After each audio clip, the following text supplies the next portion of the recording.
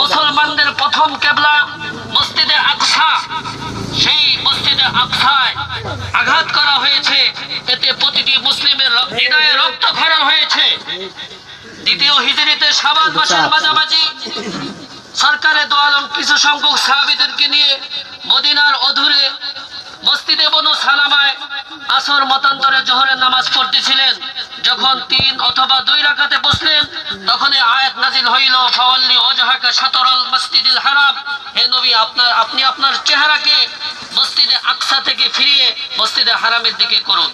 ওখান থেকে কিবলা পরিবর্তন হয়। এর পূর্বে আমাদের কিবলা ছিল মসজিদে আকসা।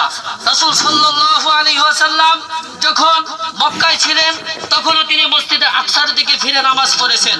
শুধু কি তাই, যখন তিনি মদিনায় হিজরত করেছেন, হিজরত করার 16-17 মাস পর্যন্ত মসজিদে আকসায় ফিরে তিনি নামাজ পড়েছিলেন। আমরা সকলেই জানি ইহুদি জাতি একটা গাদ্দার জাতি। আমরা যদি ম্যাপ দেখি, বিশ্বের ম্যাপ দেখি, 1945 সালের আগে ইহুদি রাষ্ট্র বলে কোনো রাষ্ট্রই ছিল না।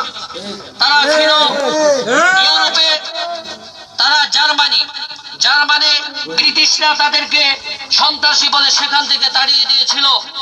তারা এরপর ফিলিস্তিনে এসে আশ্রয় নিয়েছে, ইসরায়েলে এসে আশ্রয় নিয়েছে জোরপূর্বক ভাবে। ফিলিস্তিনিরা তাদেরকে অনুগ্রহপূর্বক আশ্রয় দিয়েছে। আশ্রয় দেওয়ার কিছুদিন পরেই তারা দেশ দাবি করে। আমার বাড়িতে একজন মেহমান আসলো, আমি তাদেরকে আশ্রয় দিলাম, কিছুদিন পর সে আমার বাড়ি দাবি করে। এটা কি যুক্তিসঙ্গত হবে? কিছুতেই যুক্তিসঙ্গত হবে না। এই ইহুদি জাতি গাদ্দার জাতি, চির লানত প্রাপ্ত জাতি। এরা যদি দেশ দাবি করে, তাহলে তারা জার্মান ইউরোপের দেশ দাবি করবে, কারণ তারা সেই দেশের বাসিন্দা। অতএব আমরা তাদেরকে বলবো, তোমরা যদি দেশ দাবি করো, তাহলে তোমরা ইউরোপে চলে যাও, ফিলিস্তিন থেকে তোমরা বিদায় নিয়ে ইউরোপে চলে যাও। এই বলে আমার